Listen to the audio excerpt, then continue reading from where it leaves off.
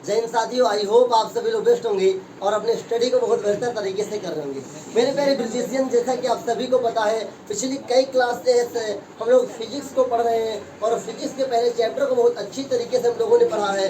साथ में हम लोगों ने पिछली 2 से 3 क्लास लगभग के हम लोग चैप्टर 2 के भी कर चुके हैं, जिसमें मैंने सबसे पहले आपको इंट्रो बताया है, फिर मैंने आपको उसके पार्ट के बारे में पढ़ाया है, फिर मैंने जो नेक्स्ट क्लास इससे पहले बिफोर में क्लास ली, इससे पहले क्लास जो ली है उसमें मैंने 4 से 5 परिभाषाएं बताई है जो वेरी इंपॉर्टेंट है।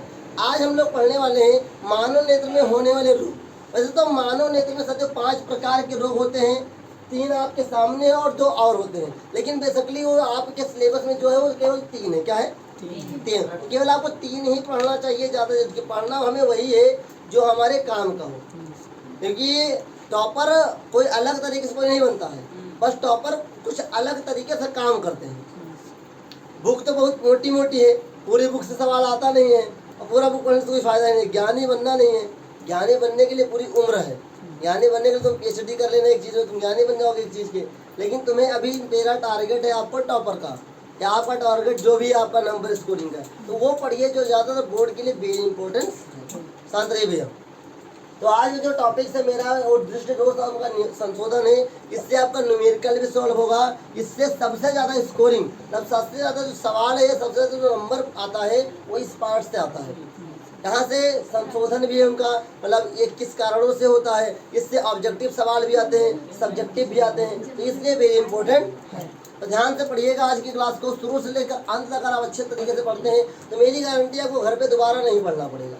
अगर आप घर से पढ़ के आएंगे तो अच्छी बात है, लेकिन अगर आप यहाँ ध्यान से पढ़ेंगे तो अच्छी तरीके से आपको समझ में आएगा, घर पे नहीं पढ़ना पड़ेगा। लेकिन कुछ बच्चे डिस्टर्ब कर लेते हैं अपने आप को, तो कृपया आपसे निवेदन है कि अपने आप को डिस्टर्ब मत करिए। अगर आज यही नहीं समझ पाओगे तो घर पे जाके 10 बार पढ़ोगे तब भी तुम्हें डाउट रहेगा। इसलिए इस पूरी क्लास को अच्छी तरीके से एंजॉय करना, अच्छी तरीके से पढ़ना है। साथ साथ में लिखेंगे, साथ साथ में लोग चित्र भी बनाएंगे, और चित्र जब भी एग्जाम में पूछे चित्र जरूर बनाइएगा। ये चित्र देखकर एग्जाम में थ्योरी नहीं पढ़ता है, तुरंत आपको जान जाएगा आपने सही लिखा या गलत। तो सबसे पहले हम लोग हेडिंग लगाएंगे, और आप लोग अपनी कॉपी में हेडिंग लगाइए निकट दृष्टि दोष, और अपनी बुकलेट को आप लोग बंद कर लीजिए। हेडिंग लगाइए पहले निकट दृष्टि, बीच में कोई बोलेगा नहीं भैया, जब पूछा जाएगा तब कोई बोलेगा। निकट दृष्टि दोष, निकट दृष्टि दोष को साथियों इंग्लिश में बोलते हैं मायोपिया। क्या बोलते हैं? मायोपिया। इंग्लिश में बोला जाएगा मायोपिया। अब आप केवल आप इसे समझने की कोशिश करें, इसके शब्द का अर्थ मैं आपको समझाता हूँ। वैसे देखा जाए तो निकट दृष्टि दोष से हमें यहाँ पर क्या निकट की वस्तुएं नहीं दिखाई देनी चाहिए, लेकिन चूंकि यहीं पर ध्यान पूर्वक पढ़ने वाले, जैसे कि आपको मैंने केमिस्ट्री में 2-3 चीज पढ़ाया है, फिजिक्स में पहले राइटर पढ़ाया है, वहाँ पे इसको भी ध्यान पूर्वक पढ़ना है कि जो निकट दृष्टि दोष है उसमें निकट की वस्तुएं दिखाई देती हैं। ध्यान से पढ़िएगा, निकट की वस्तुएं दिखाई देती हैं लेकिन दूर की वस्तुएं नहीं दिखाई देती। इसी को हम लोग लिखेंगे, लिखेगा मानव नेत्र में, मानव नेत्र में होने वाला वह दोष। मैंने कुछ परिभाषाएं बदल दी बुकलेट से, तो जो आसान लगेगा वो याद कर लीजिएगा। मानव नेत्र में होने वाला वह दोष जिसके कारण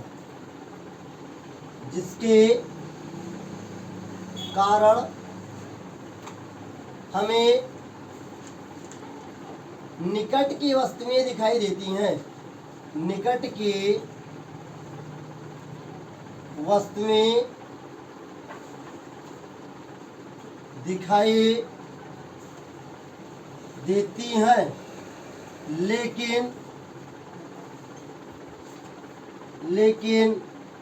दिखाई देती हैं,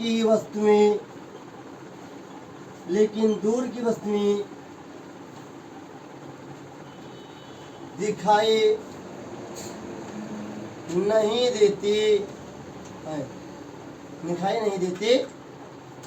बहुत आसान तरीके से, बहुत ही आसान सिस्टम से मैंने समझाया कि मानव नेत्र में होने वाला वह दोष जिसके कारण हमें क्या निकट की वस्तुएं दिखाई देंगी। ध्यान दीजिएगा, हमें निकट की वस्तुएं तो दिखाई देती हैं लेकिन दूर रखी वस्तुएं नहीं दिखाई देती।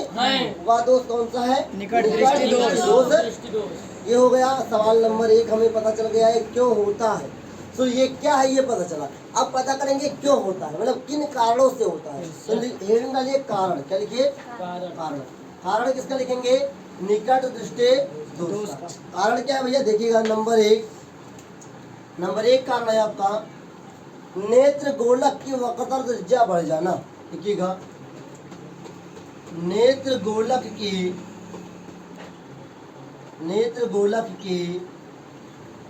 वक्रता त्रिज्या बढ़ जाना, वक्रता त्रिज्या बढ़ जाना।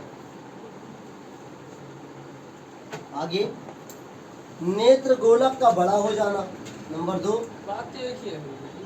नेत्र, यहाँ देखिए क्या वक्रता त्रिज्या है, कभी कभी वक्रता त्रिज्या ना बढ़े तो गोलक ही बढ़ जाता है। नेत्र गोलक का बढ़ जाना,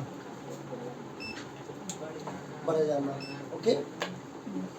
दो शर्तें हैं, दो कारण होते हैं। नंबर 1 नेत्र गोलक की वक्रता त्रिज्या बढ़ जाना या नेत्र गोलक का, इसमें से एक ही कंडीशन हमारे आंख में होती है उस वक्त जिसके आंख में ये दोष होता। अच्छा जैसे मान लो अगर ये दोष हो गया तो होगा क्या, तो देखिए ध्यान से, हम सभी लोग जानते हैं कि हमारे मानव नेत्र में प्रतिबिंब कहाँ पर बनता है, रेटिना पर। लेकिन शब्द क्या है, निकट है, मतलब पहले बनेगा। तो निकट दृष्टि दोष में क्या होता है, साथियों एग्जाम में पूछ लेता है कि मानव नेत्र में होने वाला जो दोष है निकट दृष्टि दोष, वहाँ प्रतिबिंब कहाँ पर बनता है, तो पहले, निकट मतलब पहले, मतलब रेटिना से पहले बनेगा, रेटिना से। यहाँ लिखिएगा अलग लाइन से डैश करके कुछ लिखिएगा, इस दोष में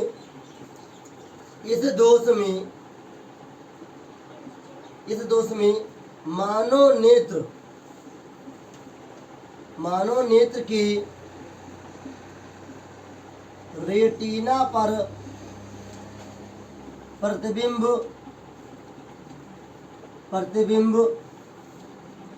ना बनकर उससे पहले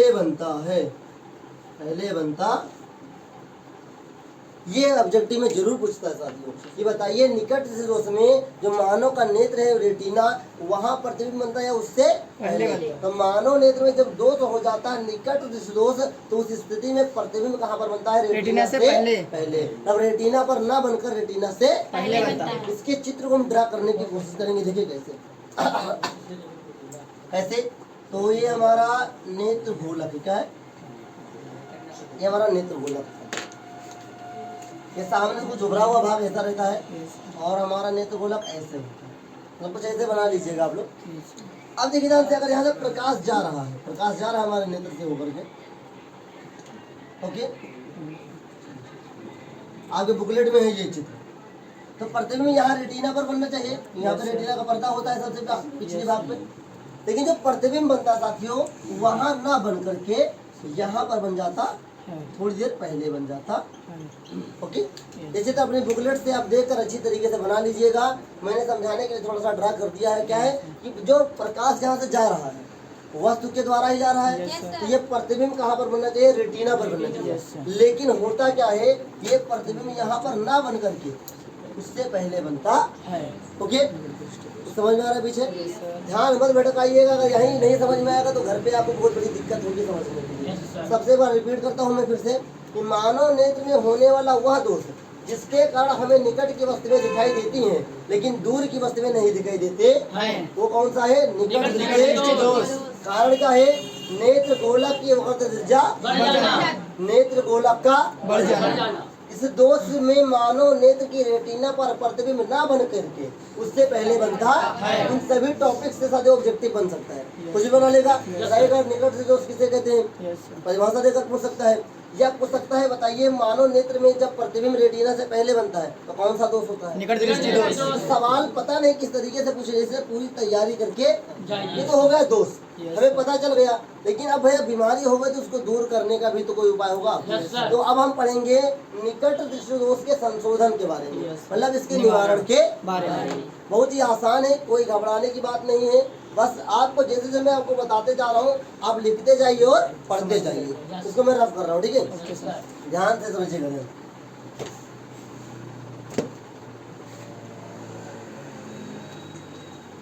कारण पता चला, कारण पता चला ना? कारण क्या है? नेत्र गोलक या नेत्र गोलक बड़ा हो जाएगा। अब तुम्हें सोचो, मैंने क्या बताया कि जिसे हमको भैया चाहिए कि प्रकाश अपने हिसाब से जाए। अब जब बड़ा हो जाएगा तो प्रकाश तो ज्यादा जाएगा, लेकिन वो बेकार होगा ना, इसलिए अभी आपको बताऊंगा कैसे, देखिए ध्यान से। तो अभी हमें पढ़ना संशोधन, क्या पढ़ना है? संशोधन। तो अगले हेडिंग डालिए संशोधन। संशोधन किसका याद रखिएगा? निकट दृष्टि दोष का दोष। देखिए इस दोष के निवारण के लिए, इस दोष के निवारण के लिए, निवारण मतलब इसको दूर करने के लिए, इस दोष के निवारण के लिए उचित फोकस दूरी का, उचित फोकस दूरी का अवतल लेंस उपयोग किया जाता है। अवतल लेंस उपयोग किया जाता। ये जरूर याद रखिएगा कि ऑब्जेक्टिव में भैया यही पूछता है कि बताइए कि मानव नेत्र में होने वाला जो दोष है, निकट दोष, उसके निवारण में किस लेंस का उपयोग किया जाता है? अवतल लेंस। एक नंबर का सवाल है भैया, इसमें कोई डाउट? चलिए एक मिनट रुकिए, बाद में सर का लिख दीजिए वहाँ पर। कहाँ पे भैया? अवतल लेंस का अवतल लेंस का उपयोग किया जाता। इसको भूलिएगा नहीं कि वेरी इंपॉर्टेंट है साथियों। चलिए अब देखिए हम कैसे क्या करेंगे। तो चूंकि पहले यहाँ पे नेत्र गोलक बना लेते हैं छोटा सा अपने लिए, ओके, ध्यान से देखिए। अब जब नेत्र गोलक है, हमने क्या बताया? अवतल लेंस का उपयोग करते हैं। अवतल लेंस किसे कहते हैं भैया? जो बीच में पतला हो, किनारों पर मोटा। तो चलिए यहाँ पर हम पतले, चलिए ध्यान से देखिए, हो गया। अच्छा, अवतल लेंस का ही उपयोग क्यों करेंगे? तो चूंकि यहाँ पर प्रकाश क्या है, अवतल लेंस को एक नाम से और जानते हैं, अभिसारी या अपसारी। किसे? अभिसारी का मतलब जो सिकुड़ जाए। अब भैया प्रकाश यहीं पर फैल रहा है ना, तो सिकुड़ना तो चाहिए कहीं ना कहीं जाकर, इसलिए हमको यहाँ पर करना, सिकुड़ना है एक जगह पर। क्या है? देखिए ये प्रकाश यहाँ से जा रहा है, ओके, यहाँ पर ऐसे जाएगा प्रकाश, ऐसे जाएगा, ऐसे जाएगा, ऐसे जाएगा, और अब देखिए ऊपर से फैल रहा है, और नीचे जाएगा, फैल नीचे ऐसे जाता, ओके। ये प्रकाश क्या है? और यहाँ पर जाकर एक जगह ये क्या हो गया है? सिकुड़ जाता, केंद्रित हो गया, यहाँ पर प्रतिबिंब बन जाता है। पहले क्या था? उससे पहले चित्र था, अब इसके बाद चित्र हो गया, ओके। आप लोग चित्र अपने बुकलेट से अच्छी तरीके से बना लीजिएगा। बस जरूर एक चीज जरूर याद रखिए, जो मैंने यहाँ पर ये चीज इसका उपयोग किया, ये जरूर पूछता है। भले अगर चित्र ना पूछे अलग चीज है, लिखने के लिए नहीं आया कोई बात नहीं, लेकिन इससे एक नंबर का सवाल जरूर पूछता है कि इस रोग के संशोधन में किस लेंस का उपयोग किया जाता है, या इस दोष में कारण क्या है। तो मैंने कारण बताया, निवारण बताया। कारण जब था तो प्रतिबिंब उससे पहले बनता था, निवारण जब हो गया तो प्रतिबिंब रेटिना पर बनने लगा। निवारण के लिए हमने अवतल लेंस का उपयोग किया। क्यों किया? कि अवतल लेंस क्या है भैया? अभिसारी लेंस किसे कहते हैं? जो प्रकाश को एक जगह क्या कर दे, केंद्रित कर दे। चूंकि प्रकाश केंद्रित होगा तभी प्रतिबिंब बनेगा, इसलिए हमने क्या किया? इसका उपयोग किया। बताइए निकट दृष्टि दोष में किसी को कोई डाउट? Any doubt? तो आई होप आपको समझ में जरूर आया होगा। बाकी लास्ट क्लास तक हम लोग टेस्ट करेंगे आज जरूर सभी का। देखते हैं 10% का टेस्ट हो जाएगा तो पता चल जाएगा किसको याद है किसको। तो आइए हम लोग आगे बढ़ते हैं और सीखते हैं साथियों। अपना दूसरा दोष आज हम लोग टिक करते हैं कि हम लोगों ने जो आपके अभी ये खत्म नहीं हुआ है, अगर जब बड़े क्लास में जाएंगे तो इसका चीरफाड़ और होगा। जब आप बड़े लेवल पर जाते हैं तो इसी दोष का चीरफाड़ और ज़्यादा होता है। जब आप डॉक्टरी करेंगे इसी के ऊपर, हर रोग के ऊपर डॉक्टरी होती है, तो जब इस रोग के ऊपर आप डॉक्टरी करें उसका चीरफाड़ अलग है। लेकिन चूंकि आपको केवल एग्जाम निकालना है, केवल आप क्लास 10th में भी आपका बेस है, तो थोड़ा सा चीरफाड़ है। तो हमने जो भी पढ़ा है वो क्लास 10th के लिए पढ़ा है, निकट दृष्टि दोष, कारण पढ़ा है, निवारण पढ़ा है, ठीक है, संशोधन वही निवारण। अब हम लोग पढ़ने वाले दूर दृष्टि दोष। आइए साथियों आगे बढ़ते हैं। आइए साथियों हम लोग आगे बढ़ते हैं और अपने बुकलेट में अपनी जो भी आपके पास नोट्स बुक है उसमें डालिए अगली हेडिंग दूर दृष्टि दोष। अगली हेडिंग है दूर दृष्टि दोष। कभी कभी साथियों इसे दूर दृष्टिता के नाम से भी पूछ लेता है, तो घबराइएगा नहीं। कभी कभी पूछेगा दूर दृष्टिता किसे कहते हैं, तो यही है दूर दृष्टि दोष है, घबराना नहीं है। यहीं पे समझाता हूँ। पहले दूर का मतलब दूर, दृष्टि मतलब दिखाई पड़ना, शब्द का अर्थ समझो केवल। दूर मतलब दूर, दृष्टि मतलब दिखाई पड़ना, मतलब कि वह तो जो दूर तो दिखाई दे लेकिन नजदीक न दिखाई दे। मतलब मानव नेत्र में होने वाला वह रोग जब हमें दूर की वस्तु में दिखाई दे और नजदीक की वस्तु में न दिखाई दे उसे कहते हैं दूर दृष्टि दोष। तो लिखेंगे साथियों मानव नेत्र में, परिभाषा अपनी तरफ से बनाया हूँ मैंने, इसको बुकलेट से भी अलग है, किताब से भी अलग है। लिखिएगा मानव नेत्र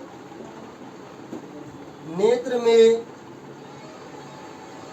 होने वाला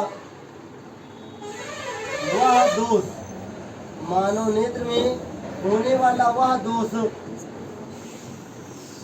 जिसके स्थिति में या जिसके कारण लिखे,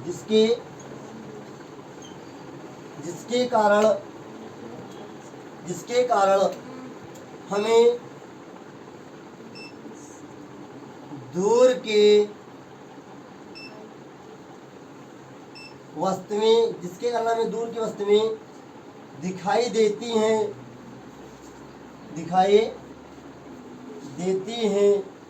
परंतु पास रखी वस्तुएं दिखाई नहीं देती हैं। एक बार मैं रिपीट कर देता हूँ। दूर दृष्टिता दोष का क्या कारण है? मानव नेत्र में होने वाला वह दोष जिसके कारण हमें दूर की वस्तुएं दिखाई देती परंतु पास रखी वस्तुएं दिखाई नहीं देती हैं। ये याद हो गया? Yes sir. अब हमें आपको कारण भी इसी के द्वारा समझा देता हूँ, कैसे समझेगा। अब भैया बताओ जो भी हम देख पा रहे हैं या नहीं देख पा रहे हैं सबके पीछे क्या फोकस है? Yes sir. तो अब एक ठीक समझो, दूर दृष्टि दोष है मतलब फोकस दूर जा रहा है, फोकस दूर जा रहा है मतलब क्या हुआ? नेत्र गोलक का फोकस बढ़ जाना। कारण नंबर 1 नेत्र गोलक का फोकस बढ़ जाना, और दूसरा कारण है नेत्र गोलक का व्यास घट जाना। क्या है? व्यास। क्या घट जाना? व्यास। ओके, तो इसलिए समझ में आया? क्योंकि दूर की वस्तुएं दिखाई दे रही है तो फोकस दूर तक जाएगी। तो पहला नंबर 1 क्या है कि नेत्र का फोकस बढ़ जाना। तो अब लिखेंगे कारण। क्या लिखेंगे? कारण। कारण लिखिए, कारण में लिखिए नंबर 1 ही नहीं, केवल एक ही इसमें लिखो ना, कंफ्यूजन नहीं करना, एक ही पूछता है केवल इसमें, ठीक है। नंबर 1 लिखिए, एक ही लिखिए। कारण में लिखिए नेत्र के गोलक का, नेत्र के गोलक का या नेत्र गोलक का लिख सकते हो, के हटाने के लिए नेत्र के गोलक का फोकस बढ़ जाना। क्या? फोकस बढ़ जाना। फोकस एक याद रखो, बढ़। ओके, इससे एक बार रिपीट करता हूं मैं कि मानव नेत्र में होने वाला वह दोष जिसके कारण हमें दूर की वस्तुएं दिखाई देती हैं परंतु पास रखी वस्तुएं दिखाई नहीं देती हैं, क्या कहलाता है? दूर दृष्टि दोष। दूर कहलाता है। कारण क्या है? नेत्र के गोला का फोकस बढ़ जाना। अब ध्यान से देखो, पहले प्रतिबिंब यहाँ पर बन रहा था, यहाँ तक दिखाई दे रहा था, फोकस बढ़िया था। अब फोकस बढ़ा तो प्रतिबिंब बढ़ेगा कि नहीं बढ़ेगा? तो दूसरा सवाल पूछता है कारण। क्या पूछता है? अब पहले अभी कारण तो हो गया, चित्र होना दो, अभी देखिएगा नहीं, लिखिएगा नहीं, देखिएगा। ये हमारे पास क्या है? नेत्र गोलक हो गया है। ओके, अब हमारा रेटिना यहीं पर है, पर्दा यहीं पर है। अब यहाँ से जो प्रकाश चल के आ रहा है चित्र बना लीजिएगा अच्छी तरीके से आप अपने अनुसार। इसका प्रतिबिंब तो भैया पर्दे पर बनना चाहिए, लेकिन ऐसा नहीं होता है। क्यों? क्योंकि फोकस बढ़ गया। जब फोकस बढ़ गया तो आगे बढ़ेगा, मतलब प्रतिबिंब इसके पीछे बनता है। कहाँ बनता है? इसके पीछे, इस पर्दे पर बनता है। तो यहाँ से हमको क्या सीखने को मिला कि मानव नेत्र में जब दूर दृष्टि दोष हो जाता है भैया, तब प्रतिबिंब कहाँ पर बनता है? रेटिना के पीछे। रेटिना के पीछे पूछता है कि मानव नेत्र में कौन सा दोष है? जब रेटिना के पीछे प्रतिबिंब बनता है, तो दूर दृष्टि। और रेटिना से पहले बना तो निकट दृष्टि दोष। ओके, हमने वहाँ पर किसका उपयोग किया था इसके दूर करने के लिए? यहाँ क्या करेंगे? समझ में? अच्छा, उत्तल लेंस का उपयोग क्यों करेंगे? क्योंकि वह अब सारी लेंस है। अब सारे लेंस है। तो इसको क्या करेंगे? खींच के यहाँ पर लेंगे। इसको खींच करके यहाँ लेंगे। और उसमें क्या था? यहाँ से यहाँ पर लेकर गया था, और यहाँ पर लेकर। ओके, तो हम लोग कारण जानेंगे। कारण क्या है? नेत्र गोलक का फोकस बढ़ जाना। और जब नेत्र गोलक का फोकस बढ़ेगा तो प्रतिबिंब कहाँ बनेगा? रेटिना के पीछे। तो यहीं पर एक इसके नीचे लिख लीजिएगा, एक लाइन नोट में लिखेगा। हाँ, और इस पर देखिए जितने भी नोट्स हैं, जो भी एक एक लाइन है, वो सब ऑब्जेक्टिव के लिए है भैया। अगर पूरा लिखने के आया तो पूरा तो लिखना पड़ेगा, लेकिन ऑब्जेक्टिव सवाल भी उससे आते रहते हैं। सवाल क्या आएगा कि बताइए दूर दृष्टि दोष में प्रतिबिंब कहाँ पर बनता है? रेटिना के पीछे। लिखेंगे इस दोष में, ये इस दोष में बनने वाला प्रतिबिंब, बनने वाला प्रतिबिंब, ध्यान से पढ़िएगा भैया, बनने वाला प्रतिबिंब रेटिना पर ना बनके, रेटिना पर ना बनके रेटिना के पीछे बनता है। क्या? रेटिना के पीछे बनता। ओके, हमने क्या पढ़ा कि ये जो दूर दृष्टि से भैया, दूर की वस्तुएं दिखाई देती है, पास की वस्तुएं दिखाई नहीं देती। क्यों नहीं दिखाई देता? क्योंकि इसका नेत्र गोला का फोकस बढ़ जाता है। और बनने वाला प्रतिबिंब क्या होता है? रेटिना के पीछे बनता है। तो अगर कोई दुनिया में दोष है तो उसका कुछ ना कुछ निवारण भी होगा। तो अब देखिए अगले हेडिंग में लिखिएगा निवारण। क्या लिखिएगा? निवारण किसका है? दूर दृष्टि दोष का। किसका है? दूर दृष्टि। लिखिएगा इसके निवारण के लिए, इसके निवारण के लिए, इसके निवारण के लिए उचित फोकस दूरी का, उचित फोकस दूरी का उत्तल लेंस, फोकस दूरी का सही है, का है कि दोनों लिखो, का उत्तल लेंस उपयोग किया जाता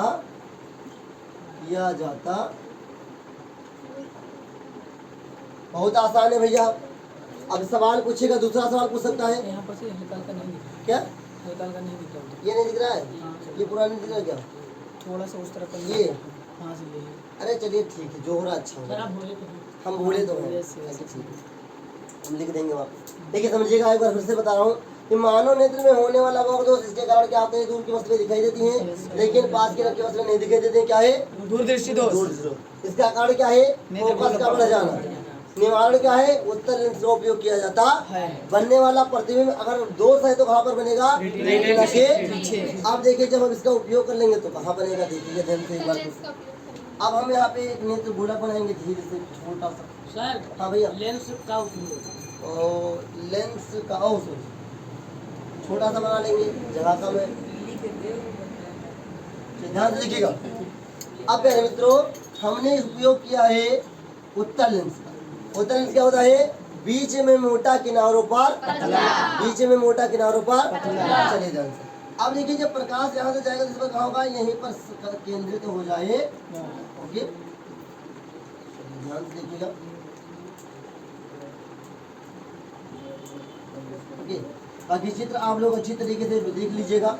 बाकी जो एक क्लास चल रही है ऑनलाइन, उसमें चित्र मैं आपको देख दूंगा जो आपको बनाना है। ठीक है, बाकी आपको जो मैंने अभी तक बताया दो दोष, इससे सवाल कम से कम 10 नंबर के भी सवाल आ जाते हैं। अगर केवल एक दोष लिखने के लिए आया तो 5 नंबर का है। एक दोष लिखने के लिए आया, 3 दोष में से एक दोष लिखने के लिए आया तो 5 नंबर का। 5 नंबर में करना कुछ नहीं है, ऊपर भैया लिख दो क्या है, फिर लिख दो कारण, कारण का चित्र बनाओ, निवारण लिखो, निवारण का चित्र बनाओ, बस बात खत्म, 5 नंबर मिल जाएगा। Yes sir. लेकिन अगर ये थोड़ा सा गलती करो कि उत्तल का उत्तल, अवतल का उत्तल लिख आओ तो पूरा बर्बाद गया। इसे जब भी मैं पढ़ाता हूँ आपको सचेत कर देता हूँ कहाँ पर आपको अटेंशन लाना है। Yes sir. यहाँ थोड़ा सा गलती हो सकता है कि भैया दूर में कहूँ लिख दो अवतल तो गलत है जी, और वहाँ सब लिख के आए हो और वहाँ उत्तल लिखो तो सब गलत। इसलिए सचेत होकर पढ़िए, कब आएगा, प्रैक्टिस आएगा। अगर आप लोगों ने ध्यान अभी तक पूरा यहीं पर रखा होगा तो मेरी गारंटी 80% तो आपको याद हो गया, 80% याद हो चुका होगा। अब बाकी 20% एक बार घर पे पढ़ेंगे याद हो जाएगा।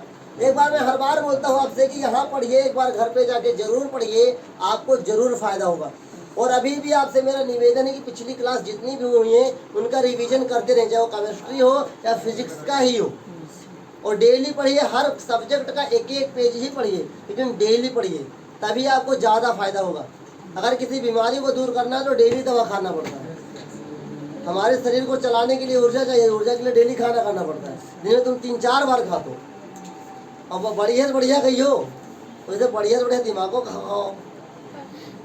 ओके, तो आइए हम लोग आगे बढ़ते हैं और देखते हैं साथियों, मानव नेत्र में होने वाला तीसरा रोग कौन सा है, जरा दृष्टि दोष। तो हमारे 2 दोष कंप्लीट हो गए हैं। पहले को बोलते हैं मायोपिया, दूसरे को बोलते हैं हाइपरमेट्रोपिया। इंग्लिश वाले इंग्लिश को याद करिएगा, हिंदी वाले हिंदी को। लेकिन इंग्लिश वालों से मेरा निवेदन है कि आज ही इसको तैयार करिएगा इंग्लिश में। ओके, एक बार घर पे जाके लिखेंगे तो ऑटोमेटिक 30% याद हो जाएगा। फिर एक बार पढ़ेंगे 60%, दोबारा पढ़ेंगे 90, एक बार रिवीजन करेंगे 100 हो जाए। 2-3 बार में ऑटोमेटिक याद हो। तो आइए आगे बढ़ते हैं और सीखते हैं जरा दृष्टि दोष किसे कहते हैं। देखिए मेरे फिर ब्रिजिशियन टॉपर्स, अब हम लोग जो पार्ट पढ़ेंगे वो अपना लास्ट टॉपिक है आज का, और ये लास्ट ही रोग है जिससे कि हमारा स्कोरिंग होगा। ये साथियों एक एक सवाल जब भी बोर्ड एग्जाम में आता है, हर एक सवाल अपने आप में 5 नंबर आपको देगा। 5 नंबर तो देगा। अगर ये नहीं आया लिखने के लिए तो कम से कम आपके एग्जाम में, आपके ऑब्जेक्टिव में ये 2 से 3 नंबर देगा, 2 से 3 नंबर देगा। अगर लिखने के लिए आया तो 5 नंबर देगा, ऑब्जेक्टिव में तो 2 या 3 नंबर दे देता। तो आप क्यों केवल ऑब्जेक्टिव पे तैयारी नहीं करना है, हमें जो पढ़ना है सब्जेक्टिव ऑब्जेक्टिव दोनों पढ़ना है। तो जो भी मैं आपको पढ़ाता हूँ मैं आपको पूरा पढ़ा देता हूँ, फिर आपको जरूर बताता हूँ कौन सब्जेक्टिव आएगा कौन ऑब्जेक्टिव आएगा। अब आपको मैं जो बता दूँ, अगर आप रिविजन नहीं करेंगे तो आपका नुकसान होने वाला है, क्योंकि एक ऐसा टॉपिक सही है कि अगर थोड़ा सा भी डिसबैलेंस किए तो पूरा गलत हो जाएगा। जैसे कि मैंने आपको पढ़ाया है अपचयन उपचयन में, उष्मा शोषी में पढ़ाया आपने, उष्मा क्षेपी में पढ़ा है आपने, दर्पण पढ़ा आपने, लेंस पढ़ा। थोड़ा सा शब्द बदलेगा, परिभाषा बदल जाएगी, अर्थ बदल जाएगा। वैसे यहाँ पर भी है साथियों, दोष में भी अगर थोड़ा सा लिखने में शब्द बदल गया तो रोग का दोष दूसरा हो जाएगा। ओके, तो आइए तीसरा नंबर हेडिंग आइए, जरा दृष्टि दोष जिसे बोलते हैं प्रेसबायोपिया, जरा दृष्टि दोष। शांत रहेगा एक बार फिर से, जरा दृष्टि समझिएगा। जरा का मतलब थोड़ा सा, क्या दृष्टि मतलब दिखाई पड़ना, थोड़ा थोड़ा दिखाई पड़े, मतलब ना ज्यादा नजदीक दिखाई दे ना ज्यादा दूर। बीच का मामला गोल, मतलब बीच का मामला सही है, आगे पीछे का मामला गोल है। लिखेंगे मानव नेत्र में होने वाला वह दोष, लिखिएगा मानव नेत्र में होने वाला, मानव नेत्र में होने वाला, मानव नेत्र में होने वाला वह दोष जिसके कारण, या एक काम करिए इस परिभाषा को हम बदल देते हैं, क्योंकि ये परिभाषा 2-3 बार जो अपने की सेम जैसा है। ऐसे थोड़ा सा बदलाव करेंगे, देखिए थोड़ा सा बदलाव करेंगे, कोई दिक्कत नहीं, आप कट कर दीजिए, आप कट कर सकते हैं। चलिए देखिए एक परिभाषा हम बदलेंगे कैसे। जरा दृष्टि दोष जो होती है ये नॉर्मल आँख में नहीं होती। जब मैंने कल मोतियाबिंद बताया है वो नॉर्मल आँख में नहीं होगी, ना नॉर्मल एज में होती है। वैसे जो दृष्टि दोष होता है वो नॉर्मल एज में नहीं होता है, वो एज बढ़ने के साथ होता है, मतलब ज्यादा एज में होता है। अब लिखिएगा अधिक आयु, लिखिएगा अधिक आयु होने पर व्यक्तियों के अधिक आयु होने पर व्यक्तियों के आंखों की समंजन क्षमता, आंखों की समंजन क्षमता घटने लगती है, घटने लगते। अधिक आयु होने पर व्यक्तियों की आंखों की समंजन क्षमता घटने लगती है, जिसके कारण से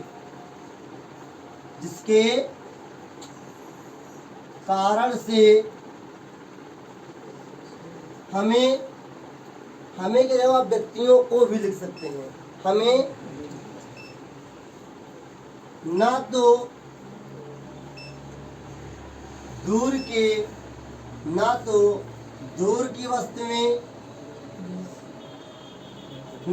की वस्तुएं और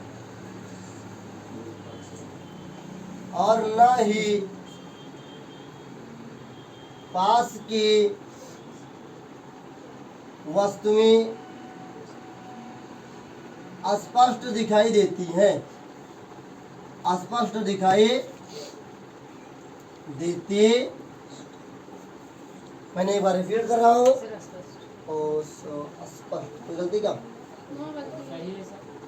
सही है, गलती।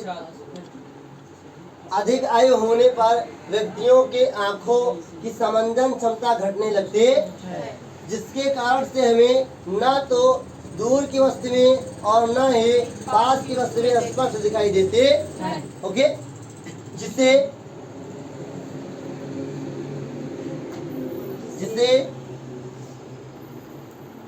जरा दृष्टता या जरा दृष्टि दोष या जरा दृष्टि दोष कहते, जरा दृष्टि दोष कहते। ओके, हमें पता चला कि ये कब होता है। और इस स्थिति में ना इंसान को, आपने देखा होगा अपने दादा दादी को या आपने किसी बूढ़े व्यक्तियों को देखा होगा कि शाम के समय आते आते, दिन में तो कुछ क्लियर दिखाई देगा, लेकिन जैसे जैसे क्या होगा, शाम ढलता जाएगा, दिन खत्म होता जाएगा, और उनको भी कम दिखने लगता, क्योंकि उनकी समंजन क्षमता क्या हो गई है, घट गई है।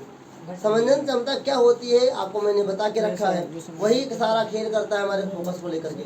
अब देखिए, ये तो हमें पता चल गया भैया, तो हमें जब ये पता चल गया, कारण भी इसके अंदर पता चल गया, और उस कारण में होता क्या ये भी पता चल गया। कारण क्या है कि अधिक होने पर समंजन क्षमता घट जाती है। सबसे मेन कारण पूछेगा कि जरा दृष्टि दोष क्यों होती है, समंजन क्षमता घट जाने के कारण। भैया अगर ये कारण हो जाता है तो क्या नहीं दिखाई देता, ना पास का दिखाई देता है, ना दूर का। कारण भी पता चल गया, स्थिति भी पता चल गई। अब कुछ ना कुछ तो इसका निवारण होगा, कुछ ना कुछ इसका निवारण होगा। देखिए, और इसमें कुछ नहीं दिखाना, चलिए और कुछ। अब इसका संशोधन देखिए, क्या देखिए, नीचे लिखिए संशोधन। और यहाँ से एक नंबर का सवाल जरूर पूछता है, अगर कुछ नहीं पूछेगा एक नंबर ऑब्जेक्टिव में पूछेगा। संशोधन का मतलब निवारण पूछ सकता है। जब पूछता है इसको दूर करने का उपाय बताइए, तो आंसर एक ही रहेगा। देखिए, इस दोष को दूर करने के लिए मतलब इसके निवारण के लिए द्विफोक्सी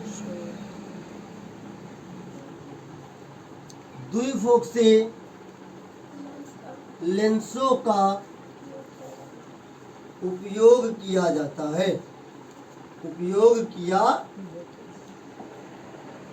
है,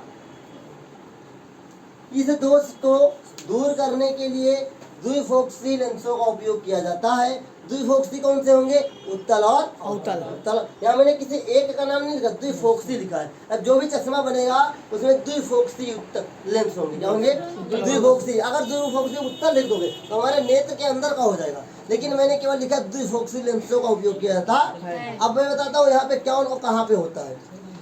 देखिएगा, इस प्रकार के लेंस में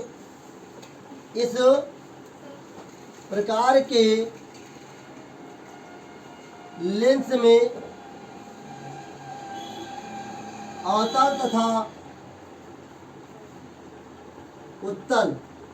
तथा उत्तल लेंस दोनों होते हैं, दोनों होते, अवतल तथा उत्तल लेंस दोनों होते। फिर आगे हम लोग बताएंगे कि जो हमारे पास चश्मा बनता है उसमें क्या और कहाँ लेंस होता है। ये तो हमें पता चल गया कि भैया अवतल और उत्तल होगा, तो ये भी तो पता होना जो चश्मा बनेगा उत्तल कहाँ लगेगा और अवतल कहाँ लगेगा। तो लिखेंगे, लिखेगा इसके चश्मे में या इसके संशोधन में, ऐसे लिखिए चश्मे में, देखिए चश्मे में, चश्मे में ऊपरी भाग, ऊपरी भाग अवतल लेंस, ऊपरी भाग अवतल लेंस तथा निचला भाग, ऊपरी भाग कौन सा है अवतल लेंस, तथा निचला भाग उत्तल लेंस होता, उत्तल लेंस होता। ओके, इसमें चित्र की जरूरत नहीं पड़ती, चित्र की जरूरत नहीं पड़ती। लेकिन मैंने आपको जो बुकलेट दी है, मैंने जो आपको बुकलेट दी है, यहाँ पर देख लीजिए चित्र, आप जो कुछ आर्टिफिशियल चित्र हैं इसके ऊपर जरूर आप लोग ड्रा करिएगा, नहीं जरूर समझिएगा, एक बार देख लीजिएगा। बाकी आपको जो ड्रा करने की प्रैक्टिस करनी है और इस प्रकार की चित्र को प्रैक्टिस करना, जो कारण सहित संशोधन जरूर एक बार ट्राई करिएगा।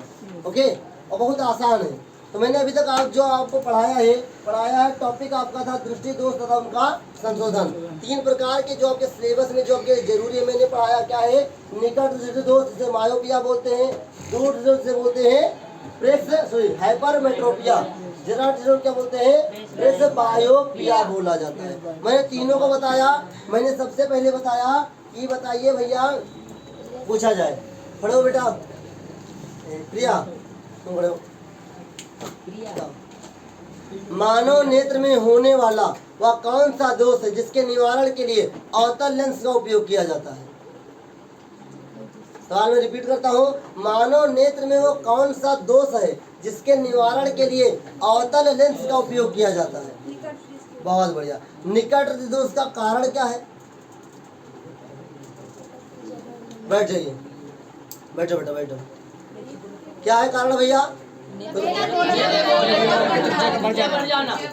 अगर मान लो हमारे नेत्र की फोकस दूरी बढ़ गई तो कौन सा दोष हो जाएगा, दूर दृष्टि दोष। और दूर दृष्टि दोष में प्रतिबिंब कहाँ पर बनता है, अगर रेटिना से पहले बना तो दोष कौन सा होगा, अगर हमें पास की वस्तु में दिखाई देती है और दूर की नहीं दिखाई देती तो कौन सा दोष है, और अगर दूर दिखाई दे पास न दिखाई दे तो कौन सा है, और अगर कहीं ना दिखाई दे तो क्या है, जरा दोष क्या है, उम्र के साथ होता है, एज के साथ होता है। और इसमें इसके निवारण के लिए साथियों क्या है, अपने पास द्विफोक्सी लेंसों का उपयोग करते हैं। द्विफोक्सी में कौन सा होगा, अवतल होगा, इसके ऊपरी भाग में अवतल होगा, निचले भाग में। ये वेरी इंपॉर्टेंट से आज का सेशन जो आपने सीखा है, इससे ऑब्जेक्टिव सवाल भी आते हैं, सब्जेक्टिव भी आता है, कभी कभी तीनों पूछ सकता है। अगर 8 नंबर का सवाल मान लो उसको पूछने का मन किया तो तीनों पूछेगा, और एक पूछेगा तो 4 या 5 में पूछेगा। तो अगर ये सब नहीं पूछा अगर मान लो अगर सब नहीं पूछा तो ऑब्जेक्टिव जरूर आता है। तो आपका ये पढ़ा बेकार नहीं जाएगा। अगर आप इसको पढ़ते हैं तो आपका ऑब्जेक्टिव भी तैयार होगा, सब्जेक्टिव भी तैयार होगा। लेकिन अगर आप ईमानदारी के साथ पढ़ेंगे तभी। बहुत बच्चे क्या करते हैं, पढ़ते समय मन कहीं और रहता है। मेरा आपसे निवेदन यही कि सारा मन यहीं रखो भाई, 5 ही मिनट पढ़ो। मैं कहीं कहता तुम 10 घंटा पढ़ो, 1 घंटा पढ़ो, घर पे 2 घंटा पढ़ो, लेकिन उस 1 घंटा 2 घंटा केवल पढ़ाई होनी चाहिए। अगर आप पढ़ते पढ़ते कहीं डिस्ट्रैक्शन में चले जाते हैं, पढ़ते पढ़ते किसी मैसेज के पीछे भाग जाते हैं, या पढ़ते पढ़ते 2 मिनट का ब्रेक लेते हैं, वीडियो देखने लगे, फिर 1 घंटा बीत गया, तो सोने का मन कर दिया, तो पढ़ाई तो हुई नहीं, सो गए। इसीलिए आप जब भी पढ़े कम पढ़े, लेकिन अच्छी तरीके से पढ़े, बिना कोई बाधा के। तो आज का सेशन आप लोग एक बार रिपीट घर पे जरूर करिएगा। चित्र हो चाहे उसकी टॉपिक्स हो, अच्छी तरीके से पढ़िएगा। और इंग्लिश वाले इसको एक बार इंग्लिश में ट्राई करके लिखिएगा, आपके नोट्स में ये है। आज के लिए इतना ही साथियों। हम लोग नेक्स्ट क्लास में जो अपना शुरू करेंगे, हम शुरू करेंगे रंग बिरंगा संसार। क्या इस सेशन के बाद हमारा खत्म हो गया है मानव नेत्र। हम मानव नेत्र को पढ़ चुके हैं। इसका दूसरा पार्ट है रंग बिरंगा संसार। रंग बिरंगा संसार में हम लोग देखेंगे तारे क्यों चमकते हैं, ग्रह क्यों नहीं चमकते हैं, खतरे का रंग लाल क्यों होता है, आखिरकार बस का जो रंग पीला क्यों रखा गया है। और मैं आपको बताऊंगा कि हमें आकाश नीला क्यों दिखता है यहाँ से, फिर ऊपर जाओगे तो सया काला दिखाई देने लगता है। तो ये सब मैं आपको बताऊंगा रंग बिरंगा संसार के अंदर, बहुत ही आसान विधि से, बहुत ही आसान तरीके से, जिससे अभी तक आप पढ़ते आए हैं। तो मेरा एक यही निवेदन है कि मेरे भाई, मेरे बहन, जितने भी यहाँ पे बैठे हुए हैं, पिछली बार जितना पढ़ाया गया वो रिपीट कर लो। बाकी आप लोग अगर रिपीट नहीं करोगे तो जी मेरी पूरी मेहनत बर्बाद जाएगी। क्योंकि जितनी तरीके से मेहनत से मैंने पढ़ाया है, ये फर्स्ट बैच है मेरे पास। मैं 3 साल से पढ़ा रहा हूँ फिजिक्स के मामले में 3 साल से पढ़ा रहा हूँ। जो भी पढ़ा है उससे पूछ लो, मेरी गारंटी है जो ईमानदार से पढ़ा है उसको पेपर में एक क्वेश्चन नहीं छूटा है उसका। जो ईमानदारी से फिजिक्स पढ़ा है मेरे से, अगर उसने ईमानदारी से पढ़ा है तो एक भी क्वेश्चन फिजिक्स का नहीं छोड़ा, चाहे वो हाजरली हो, प्री बोर्ड हो या बोर्ड हो। ओके, तो आपसे मेरा निवेदन है कि आप अच्छी तरीके से पढ़ें, रिवीजन कीजिए। बाकी अगर कोई डाउट हो तो आप पूछिए। साथ में मिलेंगे नेक्स्ट क्लास में, सीखेंगे रंग बिरंग का संसार। तब तक के लिए जय हिंद।